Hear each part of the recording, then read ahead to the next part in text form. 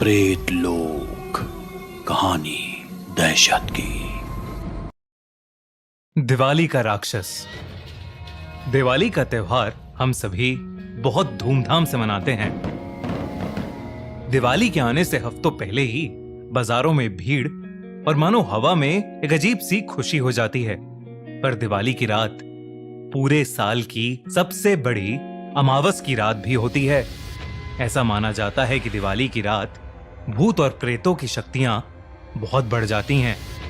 हमारी आज की कहानी ऐसी ही एक अंधेरी काली दिवाली की रात के बारे में है। जतिन, ऋषि और ईशान बचपन से ही गहरे दोस्त थे। साथ में पले बड़े वो तीनों दोस्त एक दूसरे के जिगरी थे और हमेशा साथ ही घूमते थे। पर जब ऋषि और उसकी फैमिली ने इंडिया से बाहर सेटल होने का डिसाइड किया तो ये उन तीनों के लिए मानो आखिरी दिवाली थी जो वो साथ में मनाने वाले थे। दिवाली के जस्ट बाद ऋषि अपनी फैमिली के साथ वो शहर हमेशा हमेशा के लिए छोड़कर जाने वाला था। तीनों ही चाहते थे कि ये दिवाली उनके लिए यादगार रहे। दिवाली की पूजा के बाद जतिन, ऋषि और ईशान एक ही स्कूटी पर ट्रिपलिंग करते हुए घूमने निकल गए। उनको क्या पता था कि उनकी ये राइड उन्हें एक ऐसी जगह पहुंचा देगी जहां किसी भी इंसान को नहीं जाना चाहिए था। कुछ दूर जाकर एक खाली सी जगह पर ऋषि ने स्कूटी रोकी और स्कूटी की डिग्गी में से बहुत सारे पटाखे निकाले। उसी रोड पर थोड़ी ही दूरी पर एक पुराना सा मंदिर भी था, लेकिन उस मंदिर में सब कुछ खंडर हो चुका था। लेकिन उस मंदिर के अंदर एक कमरा था जो अभी भी बिल्कुल सही सलामत दिख रहा था। उस कमरे का दरवाजा बिल्कुल पुराने जमाने का था और उस पर एक बड़ा सा ताला था जिस पर लाल रंग के धागे बंधे हुए थे। ऋषि ने एक एक करके पटाखे जलाना शुरू कर दिया और तभी ईशान ने एक रॉकेट लिया और दो पत्थरों के बीच में खड़ा करके उसे जला दिया। रॉकेट में आग लगते ही वो रॉकेट प्रेशर से नीचे गिर गया और सीधा उस खंडर हुए मंदिर के अंदर जाकर पड़ गया। एक बहुत ही जोर के धमाके की आवाज आई, पर क्योंकि वो मंदिर पहले से ही खंडर था तो उन लड़कों ने उस धमाके की ज्यादा परवाह नहीं की और अपनी मस्ती में दूसरे पटाखे जलाने लगे। पर तभी कुछ ही पलों बाद वहां तेज हवा चलने लगी, इतनी तेज कि जिन कैंडल से वो पटाखे जला रहे थे वो भी बुझ गईं। वो हवा देखते ही देखते इतनी तेज हो गई कि जैसे कोई तूफान उन लड़कों की तरफ आ रहा हो। उनके लिए वहां खड़े रहना भी मुश्किल हो गया था। तभी अचानक से वो हवा रुक गई और वहां बिल्कुल सन्नाटा हो गया। ऋषि और जतिन ने एक दूसरे को देखा पर उन्हें ईशान कहीं नहीं दिख रहा था। उन्होंने उसे आवाज लगाई पर उन्हें वो कहीं मिल ही नहीं रहा था। तभी उन्हें ईशान के दर्द से कराहने की आवाज आई। वो आवाज उसी खंडर हुए मंदिर के अंदर से आ रही थी। ऋषि और जतिन दौड़कर वहां पहुंचे तो उस खंडर के पत्थरों के ऊपर ईशान लेटा हुआ था और उसके पेट पर बड़े बड़े नाखूनों के निशान थे। उसके पेट से बहुत खून बह रहा था। जतिन की नजर मंदिर के अंदर गई तो जो दरवाजा पहले बंद पड़ा था अब पूरी तरह से टूटा हुआ था।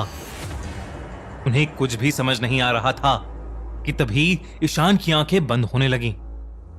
अपने घाव की वजह से वो कुछ बोल भी नहीं पा रहा था और इसलिए उसने घबराई हालत में मंदिर की छत की ओर इशारा किया और जैसे ही जतिन और ऋषि पलटे उनकी रूह ही कांप गई। मंदिर की छत पर एक दानव जैसा दिखने वाला भयानक जीव चिपका हुआ था। उसका पूरा शरीर जली हुई चमड़ी जैसा था और उसकी आंखें एकदम सफेद थीं। जैसे ही ऋषि और जतिन ने उसे देखा वो अजीब तरीके से उन्हें देखकर चीखने लगा।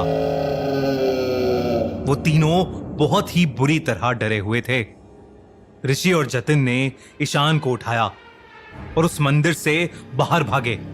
वो अजीब सा दानव भी उनके पीछे भागता हुआ छत से नीचे आ गया उन तीनों को अपनी मौत नजदीक आते दिख रही थी। ईशान को उठाकर भागना बहुत मुश्किल हो गया था और बहुत ज्यादा खून बहने की वजह से ईशान अपने होश भी खोने लगा था। जैसे तैसे करके वो तीनों उसी रोड पर भागते गए। कुछ देर तक भागने के बाद उन्होंने देखा कि वो जीव अब उनके पीछे नहीं था। वो तीनों और तेज भागे और तभी उनको रोड के ऊपर एक खंडर दिखा।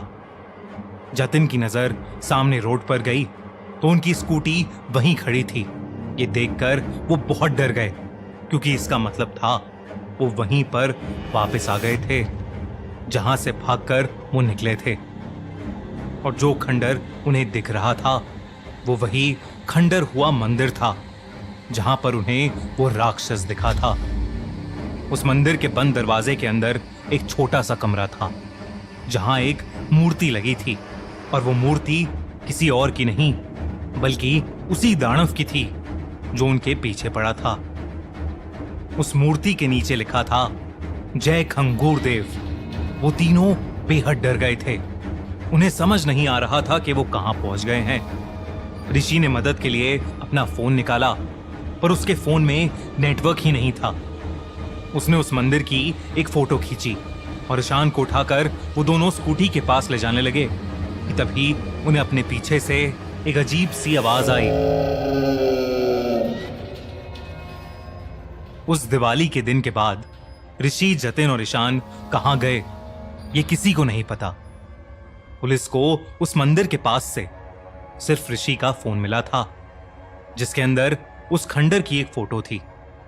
जब उस इलाके के पुजारी को यह पता चला कि उस खंडर में यह हादसा हुआ है उसने उसी दिन ही उस जगह को छोड़ दिया। उस पुजारी ने उस इलाके के बाकी लोगों को भी बताया कि करीबन 500 साल पहले खंगूर नाम का एक दानव धरती पर आ गया था। वो इंसानों को खाकर अपनी शक्ति बढ़ाता था। सब उससे डरते थे, इसलिए उसे खुश रखने के लिए उसका एक मंदिर बनाया गया था जहां वो उसे हर महीने एक इंसान की बलि चढ़ाया करते थे। कहा जाता है कि कई ऋषियों ने मिलकर खंगूर को उसी मंदिर में एक कमरे में कैद कर लिया था, पर अब दिवाली के उस पटाखे की वजह से वो दरवाजा खुल चुका था और खंगूर अब आजाद हो गया था। आज भी उस शहर से रात में इंसानों के गायब होने की खबर आती रहती है। ना तो उनकी कोई लाश मिलती है और ना ही कोई सबूत। पुराने रहने वाले सभी लोगों ने वो इलाका छोड़ दिया है, पर वो राक्षस खंगूर शायद आज भी वहीं उस इलाके में अपनी सालों की भूख मिटाता रहता है। ये वीडियो अच्छी लगी तो हमारा चैनल प्रेत लोक सब्सक्राइब करना बिल्कुल मत भूलना।